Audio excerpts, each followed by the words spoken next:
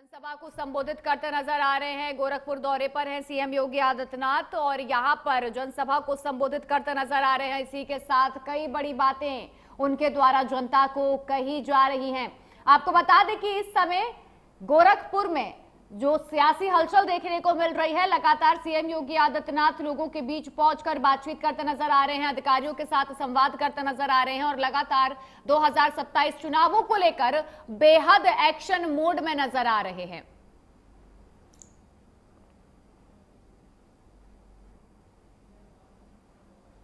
बेहद महत्वपूर्ण दौरा सीएम योगी आदित्यनाथ का।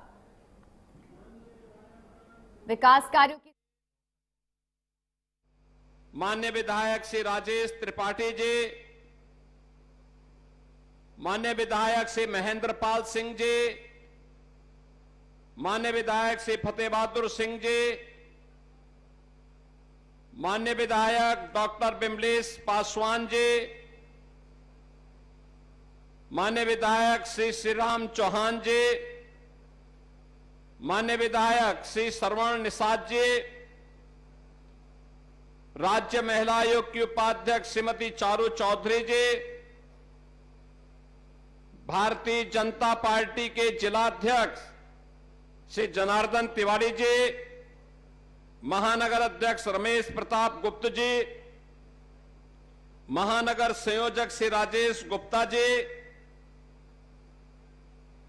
पूर्व जिलाध्यक्ष श्री युधिष्ठिर सिंह जी,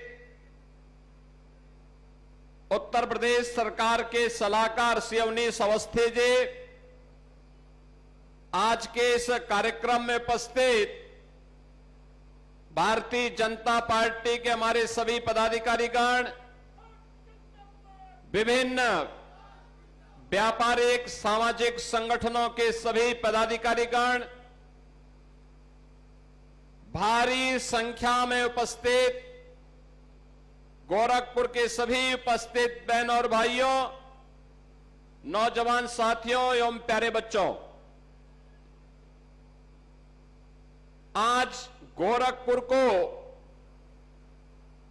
एक नया उपहार देने के लिए हम सब यहां पर उपस्थित हुए हैं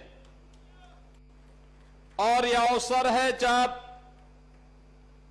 ट्रांसपोर्ट नगर से पैडलेगंज 6 लेन के इस फ्लाईओवर और इसी फ्लाईओवर का देवरिया बाईपास की ओर 4 लेन के इस कार्य के कंप्लीट होने के अवसर पर, पूर्ण होने के अवसर पर इसका लोकार्पण हो रहा है।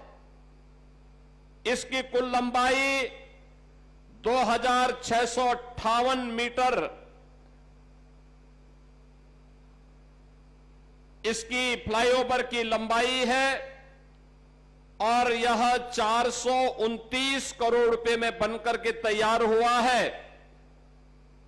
50 लाख से लेकर के 1 करोड़ की आबादी सीधे सीधे इससे लाभान्वित होने वाली है। आज इसका लोकार्पण हुआ है। मैं लोकार्पण के अवसर पर आप सभी गोरखपुर वासियों को, यहां की जनता जनार्दन को और इससे लाभान्वित होने वाले सभी पूर्वी उत्तर प्रदेश के नागरिकों को हृदय से बधाई देता हूं, अपनी शुभकामनाएं देता हूं।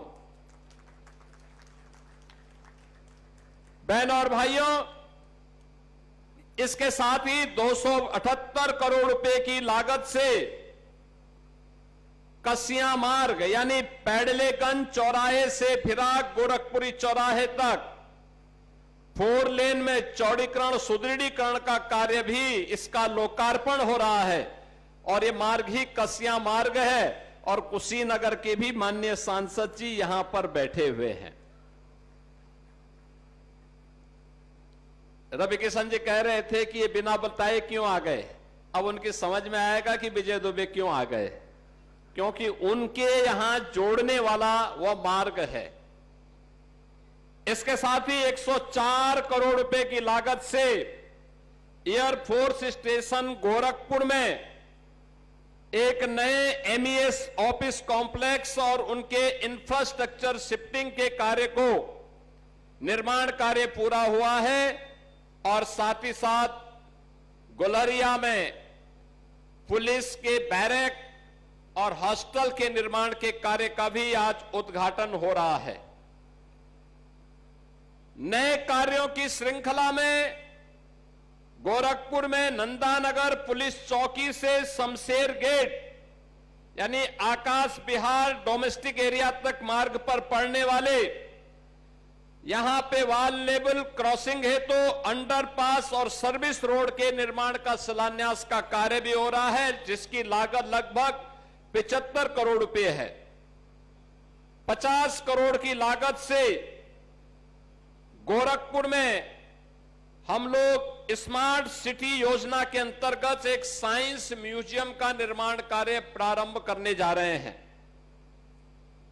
इसके साथ ही गोरखपुर में रवि किशन जी को नहीं पता है, लेकिन गोरखपुर में एक श्रमजीवी महिला हॉस्टल लोक माता अहिल्याबाई होलकर के नाम पर निर्माण कार्य हम प्रारंभ करने जा रहे हैं। 47 करोड़ रुपए इसके लिए दिया गया है। 500 कामकाजी महिलाओं के लिए हॉस्टल की सुविधा यहां उपलब्ध कराई जाएगी। इसके साथ ही राजकीय महिला पॉलिटेक्निक में सेंटर ऑफ एक्सीलेंस के लिए, जिसमें इमर्जिंग टेक्नोलॉजी के लिए वहां पर अच्छे लैब्स बनेंगे, आर्टिफिशियल इंटेलिजेंस के लिए, ड्रोन टेक्नोलॉजी के लिए, रोबोटिक के लिए, 3D प्रिंटिंग के लिए, ये सभी प्रकार की सुविधा बालिकाएं गोरखपुर में महिला पॉलिटेक्निक में ही प्राप्त कर पाएंगी। इनका शिलान्यास का कार्य भी आज यहां पे हो रहा है। कुल मिलाकर के ये लगभग 1000 करोड़ रुपए की परियोजनाओं के लोकार्पण और शिलान्यास के साक्षी आप सब बन रहे हैं। इस अवसर पर मैं आप सभी को हृदय से बधाई देता हूं। बहनों और भाइयों, ये जो इंफ्रास्ट्रक्चर है, ये आवागमन को आसान बनाने का एक माध्यम है। और याद रखना, आवागमन का माध्यम जितना तेज होगा, जितना समय की बचत होगी, उतनी ही तीव्र गति से प्रगति भी होगी। और प्रगति होगी तो समृद्धि अपने आप ही आएगी। फिर समृद्धि को कोई रोक नहीं सकता है। और यह विकसित भारत की संकल्पना के लिए आधारभूत संरचना विकसित करने के अभियान की कड़ी का हिस्सा है, जिसके तहत एक विकसित भारत में किस प्रकार का इंफ्रास्ट्रक्चर होना चाहिए, कितना अच्छी कनेक्टिविटी होनी चाहिए, आज उसी दिशा से ये शुरुआत हम गोरखपुर के अंदर आज पूरा कर रहे हैं। याद करिए, आज हमारी लखनऊ से गोरखपुर की जो कुल दूरी हो गई है, या 3.25 घंटे के अंदर हम पूरा कर सकते हैं। आज से 9 साल पहले, 10 साल पहले इस दूरी को तय करने में 7 से 8 घंटे लगते थे। गोरखपुर से वाराणसी की दूरी तय करने में मात्र 2.5 घंटे का समय लग रहा है। आज से 7 साल पहले, 8 साल पहले इस दूरी को तय करने में समय लगता था 5 से 6 घंटे। आज यहां से कुशीनगर की दूरी तय करने में 1 घंटा लगता है। इससे पहले लगता था 2.5 से 3 घंटा। यानी ये आधुनिक इंफ्रास्ट्रक्चर, सड़क रोड की कनेक्टिविटी कितनी बेहतर हुई है, यह भी आपके सामने। और साथ साथ एयर कनेक्टिविटी भी। दुबे जी ने तो अपने यहां इंटरनेशनल एयरपोर्ट बना दिया कुशीनगर में।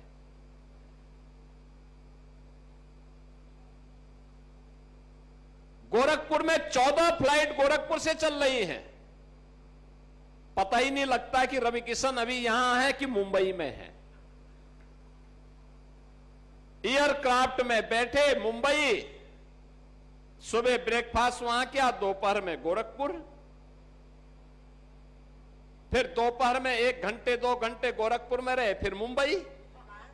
नहीं, मैं ऐसे बोल रहा था, यानी इतनी अच्छी कनेक्टिविटी हो गई है।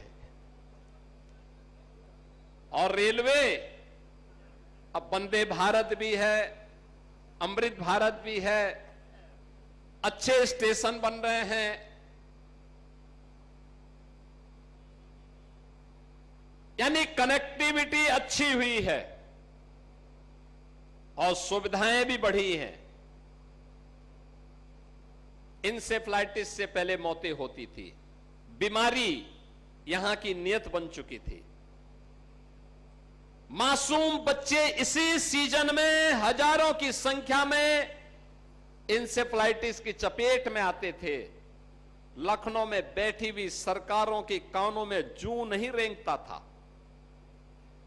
रुई डाल करके सो जाते थे, उनको पता ही नहीं लगता था, किसी गरीब की पीड़ा उनको नजर नहीं आती थी। याद करिए, आज जो हमारा युवा है, 15 साल से 25 साल की उम्र का नौजवान, इसके जीवन के साथ इस समाजवादी पार्टी और कांग्रेस के लोगों ने जितना अत्याचार किया, जितना शोषण किया, उसको शब्दों में व्यक्त करना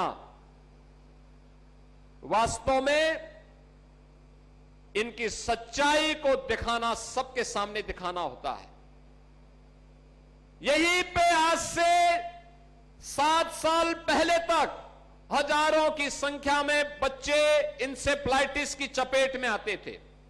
कुशीनगर, देवरिया, महाराजगंज, गोरखपुर, संत कबीर नगर, बस्ती, सिद्धार्थनगर, बलरामपुर, श्रावस्ती, और आज गोरखपुर में बीआरडी मेडिकल कॉलेज भी अच्छा हो गया, एम्स भी खुल गया, कुशीनगर में मेडिकल कॉलेज बन गया, देवरिया में मेडिकल कॉलेज बन गया, महाराजगंज में मेडिकल कॉलेज बन गया, सिद्धार्थनगर में मेडिकल कॉलेज, बस्ती में मेडिकल कॉलेज, बलरामपुर में मेडिकल कॉलेज, गोंडा में मेडिकल कॉलेज, बहराइच में मेडिकल कॉलेज, मेडिकल कॉलेज की एक लंबी श्रृंखला। इस बीमारी का मुख्य कारण था मच्छर, और मच्छर का मुख्य कारण था गंदगी। रामगढ़ ताल आज सुंदर हुआ है, अलग विषय है कि रामगढ़ ताल अच्छा हुआ, वहां सबसे पहले सांसद जी ने जमीन खरीद दी, अच्छा मकान बनाया, आपको भोजन भी करवाए थे ना एक दिन। कितने लोगों ने भोजन किया था? 5 लोग, केवल 5 ही लोगों ने। दो हाथ खड़ा के, एक हाथ खड़ा करना है तो 4 हो गए। 4 लोगों ने भोजन किया और मुझसे कह रहे थे कि मैंने 50,000 लोगों को पाए। 50,000 होता तो यहां पे तो हाथ खड़ा होता।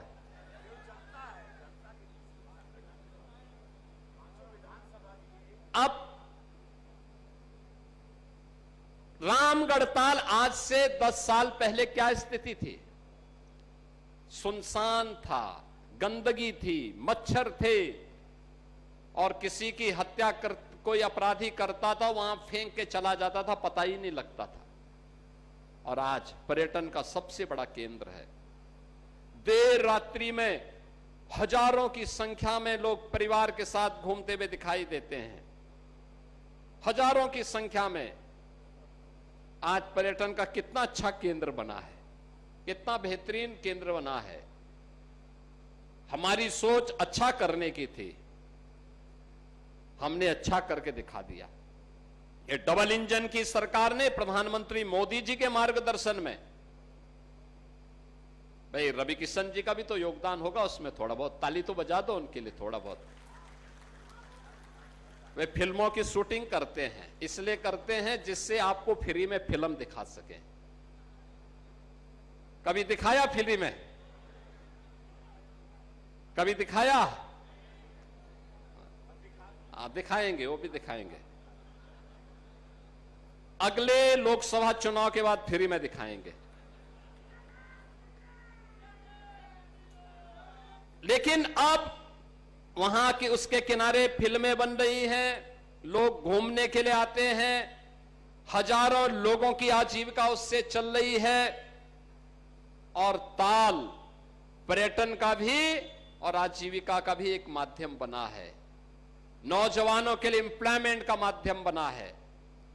रामगढ़ ताल आज गोरखपुर की एक उपलब्धि हो गई है। एम्स पूर्वी उत्तर प्रदेश के नौजवानों के, पूर्वी उत्तर प्रदेश के नागरिकों के उपचार का एक बेहतरीन केंद्र बन गया है। बीआरडी मेडिकल कॉलेज उपचार का एक बेहतरीन केंद्र बन गया है। हर जनपद में मेडिकल कॉलेज हो गए हैं, और 1990 से बंद फर्टिलाइजर कारखाना फिर से चालू हो गया है। फर्टिलाइजर कारखाना यहां के अन्नदाता किसानों को समय पे खाद उपलब्ध करवाता है। समय पे बीज और खाद किसान को मिल जाए, उत्पादन अच्छा होता है, काफी वृद्धि होती है। और इस बार मानसून भी अच्छा आ गया है, तो खाद और बीज समय पे है तो अच्छा उत्पादन भी होगा, किसान खुशहाल होगा तो देश खुशहाल होगा। यानी अच्छी सरकारें आती हैं तो अच्छा कार्य होता है, विकास भी होता है और विरासत का भी संरक्षण होता है। यहां पे मुक्तेश्वर नाथ मंदिर के पुनरुद्धार का काम भी हो गया। झारखंडी महादेव के मंदिर के पुनरुद्धार के कार्य के लिए भी हम लोगों ने प्रस्ताव मांगा है। ऐसे ढेर सारे कार्यों का यहां पे तो केवल 429 करोड़ का फ्लाईओवर बना है। दुबे जी ने तो कुशीनगर में एक ही पुल के लिए 1000 करोड़ रुपया ले लिया, नारायणी नदी पे 1000 करोड़ रुपया। जब सांसद सक्रिय होता है तो विकास के कार्य के लिए ऐसे पैसा लेके चला जाता है, जनता को तब राहत मिलती है, विकास कार्य तब आगे बढ़ता है। और आज वही विकास, आप सोचो आज से 10 साल पहले गीडा में कोई निवेश करने नहीं आता था, कोई फैक्ट्री नहीं लगाता था, क्योंकि भय था गुंडों का, माफियाओं का। और गोरखपुर तो माफिया और मच्छर के लिए बदनाम जगह हो गई थी। लोग ये बोलते थे, जब गोरखपुर का नाम आज से 10 साल पहले कोई लेता था तो क्या बोलता था? 2 कारणों से नहीं आता था, या तो माफिया के भय से या मच्छर के भय से। मच्छर थे तो मलेरिया भी था, डेंगू भी था, इंसेफ्लाइटिस भी थी, ढेर सारी मच्छर जनित बीमारियां थी। और माफिया था तो कोई प्रॉपर्टी भी नहीं खरीदता था। मैं दावे के साथ कह सकता हूं कि तब रवि किशन भी यहां मकान नहीं बनाते, जमीन नहीं खरीदते। आज तो देखो हर व्यक्ति की पहली चॉइस होती है गोरखपुर में जमीन खरीदना और मकान बनाना।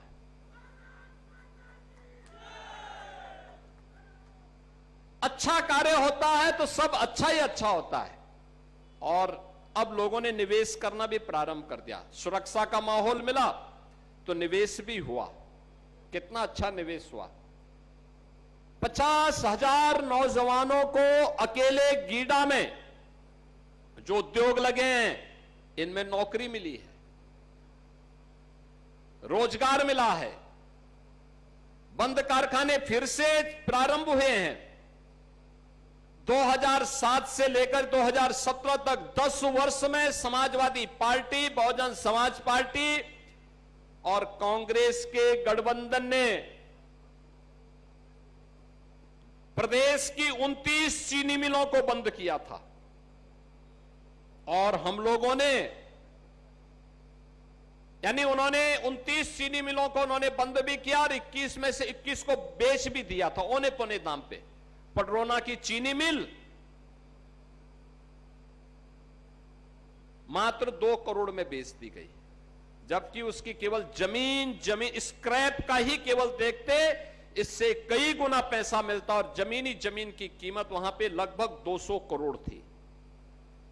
औने पौने दाम पर चीनी मिलों को बेच दिया गया। इन नौजवानों को बेरोजगार करने का पाप किया। पहले नौकरी निकलती थी तो युवाओं के साथ समाजवादी पार्टी के लोग छल करते थे, भेदभाव करते थे। सेफाई सिंडिकेट का कब्जा होता था नौकरी पे। नौकरी पे नौजवान को नहीं आने देते थे। आज तो मैं कह सकता हूं, नौकरी आती है, बिना भेदभाव के चयन होता है। और अब गोरखपुर का नौजवान भी यूपी पुलिस की भर्ती होती हो या शिक्षकों की भर्ती होती हो या यूपी पब्लिक सर्विस कमीशन में उप जिलाधिकारी या डिप्टी एसपी के पद के लिए भी उनका चयन होता है। और लखनऊ में जब मैं उससे पूछता हूं भाई कहां से, कहता मैं गोरखपुर से हूं, जोर से बोलता मैं गोरखपुर से हूं। तो मुझे अच्छा लगता है, गोरखपुर का नौजवान का सिलेक्शन बिना किसी सिफारिश के उसकी योग्यता के अनुसार हो जाता है। बहनों और भाइयों, ये भेदभाव नौजवानों के साथ किसी ने किया तो कांग्रेस और समाजवादी पार्टी ने किया। उनकी नौकरियों में डकैती डाली गई, उनके अधिकारों को कम करने का काम किया गया, उसे हर प्रकार से ठगने का काम किया गया। याद करिए, जब नौजवान के सामने पहचान का संकट होगा तो पहचान का संकट बहुआयामी संकट को पैदा करेगा। उसकी पढ़ाई लिखाई पर, उसकी नौकरी रोजगार पर, उसके व्यवसाय पर, उसकी प्रगति पर, उसकी समृद्धि पर, उसके आने वाले भविष्य पर ढेर सारे प्रश्न खड़ा करेगा। और उस ढेर सारे प्रश्न का समाधान किसी ने निकाला है तो प्रधानमंत्री मोदी जी के नेतृत्व में डबल इंजन की सरकार ने निकाला है। डबल इंजन की सरकार ने बिना भेदभाव के आज नौजवानों को नौकरी मिल रही है। हमने अकेले यूपी के अंदर 9 वर्ष में हमने 9 लाख नौजवानों को नौकरी दी। हमने यहां के परंपरागत उद्यम को जो बंद हो चुका था, 1 डिस्ट्रिक्ट 1 प्रोडक्ट के माध्यम से उसे पुनर्जीवित किया। 3.25 करोड़ नौजवान और कारीगर फिर से रोजगार प्राप्त किए और अपना उद्यम प्रारंभ किए। 65 लाख नौजवानों को निवेश के माध्यम से जो उद्योग लगे हैं उनमें नौकरी मिली है। इस 17 के पहले उत्तर प्रदेश में संभव नहीं था, क्योंकि 17 के पहले तो दंगे होते थे, अराजकता चरम पर थी। 17 के पहले इसकी कोई कल्पना भी नहीं कर सकता था। आप याद करिए ना, तब होली के अवसर पे दंगा, विजयादशमी और दुर्गा पूजा के समय दंगा, रामनवमी के समय दंगा, जन्माष्टमी के आयोजन को नहीं होने देते थे, कावड़ यात्रा नहीं निकलने देते थे। यानी जो आस्था को उस समय प्रहार करते थे, आज वे सबसे बड़े आस्थावान बनने का ठेका ले चुके हैं, सबसे बड़े आस्थावान बन रहे हैं। जिन लोगों ने राम जन्मभूमि मंदिर निर्माण के मार्ग में बाधाएं खड़ी की, राम जन्मभूमि आंदोलन के दौरान राम भक्तों पर गोलियां चलाई, राम मंदिर के मार्ग के लिए बाधाएं खड़ी करने के लिए उच्चतम न्यायालय में अपने अधिवक्ता खड़े किए विरोध में, वे लोग आज आस्था की बात कर रहे हैं। जो लोग हमेशा आपकी आस्था के साथ खिलवाड़ करते थे, जो नौजवानों के भविष्य के साथ खिलवाड़ करते थे, जिन्होंने अन्नदाता किसानों के हक को छीना, जिन्होंने व्यापारी और बेटी के सामने सुरक्षा का संकट खड़ा किया, आज वे लोग जब इन मुद्दों पर बड़े बड़े उपदेश देते हैं तो उनके उपदेश हास्यास्पद लगते हैं। और इसलिए बंधुओं, मैं आप सबसे कहने के लिए आया हूं, आज ये विकास इसलिए हो पाया है क्योंकि सुरक्षा का माहौल है, डबल इंजन की सरकार है, बिना भेदभाव के विकास की योजना का लाभ हर गांव, हर गरीब, हर किसान, हर नौजवान, हर महिला तक पहुंचाने के लिए संकल्पित ये सरकार है। और उस कार्य के साथ जब सभी लोग मिलकर के कार्य करते हैं, मैं यहां पे आपने पार्षद, महापौर, विधायक, सांसद ये सब चुने, ये सब चुनने का परिणाम क्या है? विकास इतनी तेजी के साथ हो रहा है, इतनी तेजी के साथ विकास भी आगे बढ़ रहा है। मैं देख रहा था, एक दिन बारिश हुई थी, रवि किशन जी पानी में हल करके जा रहे थे, जल निकासी का कार्य अपने हाथ से नाली साफ कर रहे थे। तो मैंने तो उनको कहा कि भाई वो जो अतिक्रमण है वो उसको हटवा दीजिए, अपने आप ही नाली साफ हो जाएगी, हाथ से साफ करने की नौबत ही नहीं आएगी। मैं अपील करूंगा आप सबसे, बरसात का समय है, एक तो स्वच्छता पे ध्यान देना होगा। जहां खाली जगह जमीन हो, आपको लगता है कि आपके लिए कोई उपयोगी नहीं, उसमें वृक्ष लगाइए, वह ऑक्सीजन देगा। हर व्यक्ति एक एक पेड़, दो दो पेड़ लगाना शुरू करे। रवि किशन जी, आपने पेड़ लगाए? कितने कितने कितना कितना? एक लगाए नहीं, कह रहे मेरा घर पहले से घिरा हुआ है पेड़ों से। पेड़ लगाएंगे, आपसे मैं कहूंगा एक एक पेड़ हर व्यक्ति लगाएगा, एक पेड़ मां के नाम। और आप लोगों ने 12 जुलाई के अभियान के साथ जुड़ करके अभियान का हिस्सा बने थे। एक पेड़ मां के नाम, एक पेड़ मां के नाम हर खाली जमीन पे लगाना। लेकिन सिंगल यूज प्लास्टिक से अपने को दूर रखना। प्लास्टिक के कप, गिलास, पॉलिथीन या फिर थर्माकोल, इसका उपयोग नहीं करना है। घर का कूड़ा नाली में नहीं फेंकना या सड़क पे नहीं फेंकना है, उसको कलेक्ट करके रखिए, डस्टबिन में रखिए। कूड़ा कलेक्शन करने वाली गाड़ी आएगी तो उसमें डालना है, या फिर उसको किसी न किसी रूप में जब जो डस्टबिन हो उस डस्टबिन में ही डालें। अतिक्रमण नाला और नालियों में मत होने दीजिए। अगर कोई व्यक्ति नाली के ऊपर, नाली के बीच में स्लैब डाल करके कब्जा कर लेगा तो स्वाभाविक रूप से जल निकासी बंद हो जाएगी, तो ओवरफ्लो होकर के नाला फिर से अगल बगल के क्षेत्रों में पानी फैलाएगा, फिर वही मच्छर पैदा करेगा। मच्छर से ही मलेरिया, डेंगू, इंसेफ्लाइटिस हो गए, ये सब बीमारियां आएंगी। क्या फायदा है? हमें सावधान रहना होगा, शुद्ध पेयजल का इस्तेमाल करना होगा। शुद्ध पेयजल अगर नहीं है, हैंडपंप है, इस मौसम में वैसे भी पानी गर्म करके जब ठंडा हो जाए तब उसका सेवन करना चाहिए। सीधे पानी नहीं पीना चाहिए, बरसाती पानी घुस जाता है हैंडपंप पर भी और भी जगह।